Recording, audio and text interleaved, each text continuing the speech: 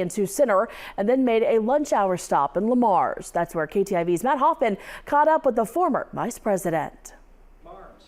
Former Vice President Mike Pence took questions on the economy, on the border, and on his support for continuing aid for Ukraine.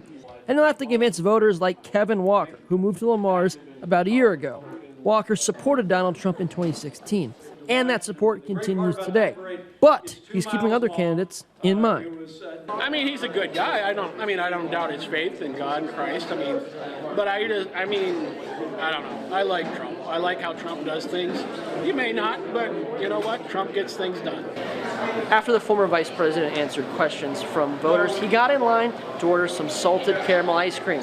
After he had that in hand, he walked by and we had the chance to ask him a question about homelessness and how the presidency can impact it. Because the sad fact is that many people that live in homelessness are people that actually struggle with mental illness, and we're better than that. We ought to be a country that provides resources and a place for those people to be able to go.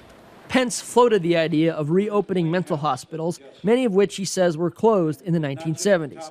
According to the American Medical Association, they closed because of a belief that they were cruel, that new medications may cure mental illness on top of cost. Pence says he opened up the first new mental hospital in 30 years when he was the governor of Indiana. In Lamar's, Iowa, Matt Hoffman, KTIV News 4. Pence was joined by Republican Congressman Randy Feenstra, who represents Iowa's 4th congressional district.